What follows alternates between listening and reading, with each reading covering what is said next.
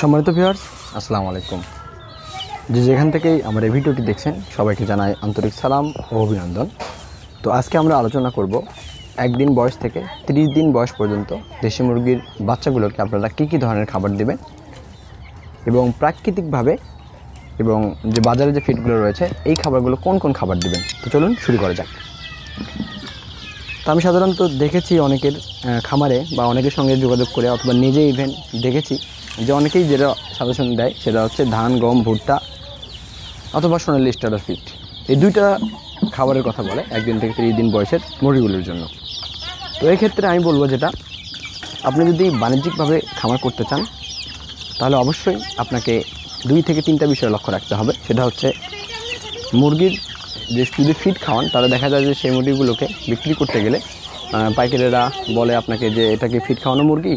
যদি বলেন হ্যাঁ এটা ফিড খাওয়ানো মুরগি অথবা ফিড খাওয়ানো মুরগি দেখেই বুঝতে পারে যে অল্প বয়সে ওজনটা বেশি আসে, তো তখন দেখা যায় তারা যে আপনার কাঙ্ক্ষিত মাত্রায় যে দামটা ছিল সেই দামটা তখন তারা দেয় না, কিছু টাকা হলেও কম ধরে। সোনালি মুরগির যে দামটা রয়েছে সেই দাম এর মূল্য আপনাকে দিয়ে দেয়। তো সেক্ষেত্রে আপনি যদি ছোটোবেলা থেকে একদম বিক্রি পর্যন্ত যদি প্রাকৃতিক অথবা দেশীয় খাবার যেটা বলে সেই খাবারে যদি অভ্যাসটা গড়ে নিতে পারেন তাহলে আপনি লাভবান হতে পারবেন। তো অবশ্যই একদিনের বাচ্চা যখন আপনি ক্রয় করেন অথবা নিজে উৎপাদন করার পর অবশ্যই আপনাকে প্রাকৃতিক যে মধুটা রয়েছে, ফ্রেশ মধু, সেই মধুটা আপনি মুরগিকে খাওয়াই দেবেন।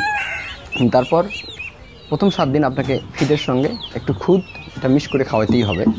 তো ফিডের জন্য আপনারা সোনালি স্টার্টার যে ছোটো ফিডগুলো রয়েছে, সোনালি স্টার্টার, এই ফিডটা আপনারা হালকা যে ছোটো খুদগুলো রয়েছে সেই খুদের সঙ্গে মিক্স করে খাওয়াইতে পারেন।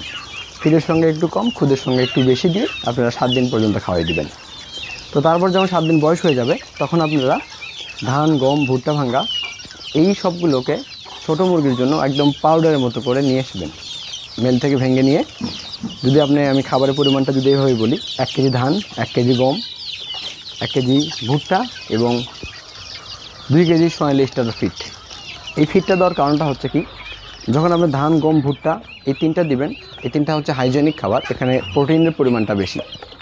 তো দেখা যায় যে একটা মুরগির হজমের জন্য লিভারের টনিক থাকতে হয় অথবা আপনার দেখা যায় বিভিন্ন ম্যাটেরিয়ালস, সরিষা, তারপরে হচ্ছে ক্যালসিয়াম, এই ধরনের প্রোটিন যেগুলো রয়েছে এগুলো ফিডের মধ্যে কিছুটা হলেও থাকে। তো এই ফিডটা দেওয়ার কারণটা হচ্ছে আপনার মুরগির হজমটা, মুরগির গ্রোথটা ঠিক রাখার জন্য আপনাকে অবশ্যই একটু ফিড আপনাকে খাবারের সঙ্গে মিক্স করে খাওয়াইতে হবে।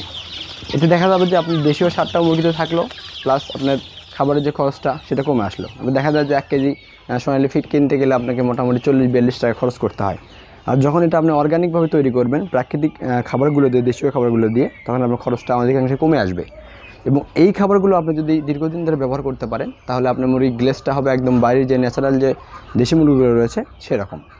তো আজ এ পর্যন্তই। পরবর্তী ভিডিওতে আলোচনা করা হবে যে আপনি প্রাকৃতিক পদ্ধতিতে, শুধু প্রাকৃতিক পদ্ধতিতে খাবার কীভাবে তৈরি করবেন। তো ধন্যবাদ সম্পূর্ণ ভিডিওটি